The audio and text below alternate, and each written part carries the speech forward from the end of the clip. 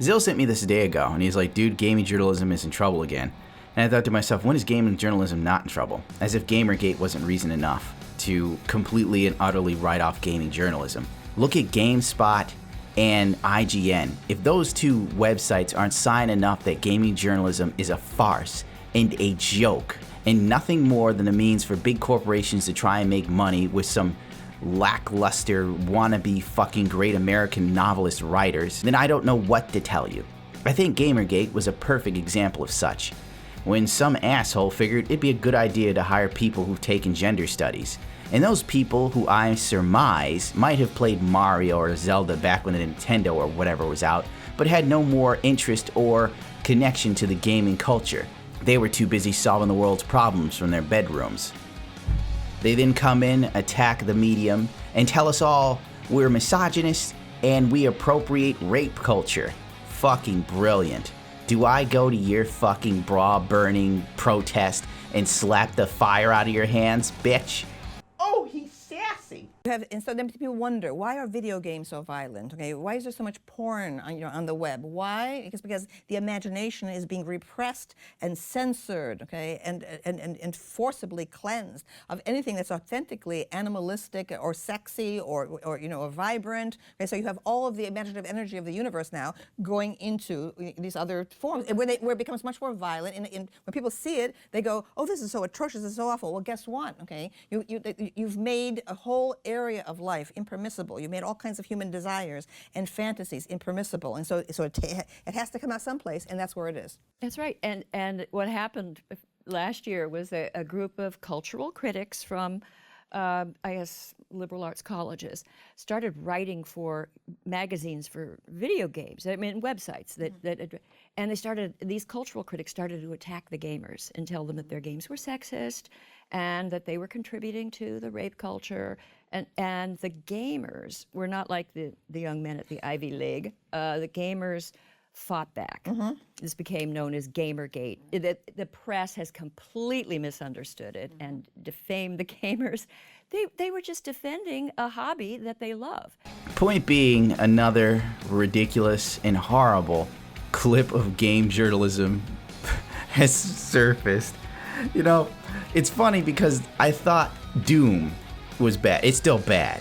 Doom gameplay from Polygon is probably one of the funniest things you'll ever see because this man has a job in games journalism. And the fact that Polygon never took down the video is also another testament to just saying fuck you to the community. And the best piece, the Réseau de Résistance, please forgive me, I don't speak French, is where the title for the Doom video is Doom is back and we're about to tear some demons to shreds. Well, if those demons would only just stand in the line of fire, but the guy playing doesn't have enough fucking hand-eye coordination to aim the goddamn gun. How does he have a job and I don't have a job in gaming journalism? Good God. Could you imagine what football would be like if they hired people that weren't good at the sport? Oh my God. Only in gaming, dude. Only in gaming. Well, this bit of cancer is from the site called VentureBeat. And I'd venture to say that they don't have much of a career in gaming. But then again, if PvP can get huge on Facebook and YouTube and whatnot, then what's gonna stop VentureBeat? Oh, he did it again! This Cuphead video plays out like a public execution. It's horrible, it's deplorable, it's painful to watch, but you can't look away. Whoever they got to play Cuphead must have had, I don't know. There's no excuse to be this bad. It's a fucking 2D shooter on the same level as Contra. I mean, it's the same thing just with cute fucking little characters, dude. And you couldn't get past the tutorial stage. I could understand if, I don't know, the guy was born with no thumbs. But I highly doubt that's not the case here. When you dig deeper into the tweet from Miles Chong, if you look further enough into this, you will then find that there are staggering omissions that are just said in the tweet chat. Even Killer Keemstar gets in on this because, hey, he's got to keep people interested in him too with his gnome beard.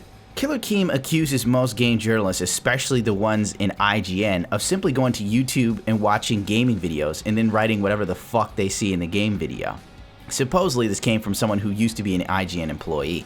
Then it gets into the whole conspiracy theory that journalists are after YouTubers and so on. Maybe there's fucking truth to it. You dig deeper and there's a chick called Hannah Rutherford or something. She must be somewhat of a big deal because she's fucking verified on Twitter and I'm not. But point being, she then says, I remember when I had a booking for an interview on Tomb Raider and people were shocked I finished a demo because no one even bothered to play the demo. This is gaming journalism in a nutshell. And in all honesty, when you look at most stuff, it's true. Alright, now I'm going to dig deeper. This is something I was going to say a while ago, but I decided to let this guy slide. But since we're already kicking games journalists in the nuts, may as well let Eric catch a bit of shrapnel. This guy wrote an article on how stunning Metro Exodus looks on the Xbox One X at the E3 press conference. For those who've been following my channel for a while, probably remember when I did the video on how the Xbox One press conference showing Metro playing live wasn't on an Xbox One, but in fact a PC. Except, this information was revealed by the developer Jeff Keighley. 4 years, 5 years till we play it. So no, I mean this is we're targeting 2018. We're not saying any more specific than that, but 2018 next year. Wow. Yeah. And what we saw here, you know, technically it was really incredible. So was that running on a PC or what was it running on? So this is actually representative of what it will be like on Xbox One X. And I mean, so same GPU and sort of. Yeah, I mean, like so on a dev kit, or this is a PC that. Same scope? It was captured on a PC of the same kind of spec. The Metro devs have also talked. You see, how did I find this out? It's real simple. I watched an interview with the developer on YouTube, and he then quickly admitted to it and moved on to the next subject. That's all the research I had to do. And I'm already killing it as far as gaming journalism goes. So it's a perfect example of how the whole system is going. It's a fuckfest. It's pathetic, to say the least. And it's also sad, because there's probably a ton of people who don't have a degree behind them that would make far superior games journalists. And let's face it, in this day and age, gaming is casualized. Gaming is mainstream. When things get mainstream, it becomes homogenized and casualized. It becomes a shell of its former self and nothing but a cash cow that companies will milk until they destroy it or find something else to whore out. Like, really, it's being done for financial reasons at the end of the day. And my problem with the way the games coverage is going is that everything that's happening with it, every sort of evolution, is based on the limiting business factors, not based on what's good, not based on, you know, creative innovation or good video ideas or anything like that. They're chasing trends. They're chasing let's play trends. They're chasing personality trends, right? This big push towards personality on game websites. They're just following the footsteps of what's happened on YouTube and what's happened on Twitch. It would be okay in my mind if that was based because of my stupid Puritan idea that people who work in games should care about games and should use the access that we have in the press to make stuff that gamers care about, because gamers don't have the access that we have. Simply put, 10 to 15 years ago, you wouldn't have this sort of issue because people who went into games journalism genuinely had a love and a passion for the hobby. They created great websites. They created great magazines. At that point, it was about the culture. It was about the hobby. Even gaming itself was, honest to God, better in the sense of the stories. Yes, games look brilliant now, but let's fucking face it, in the past 6 to 10 years, it's been a real fuckfest.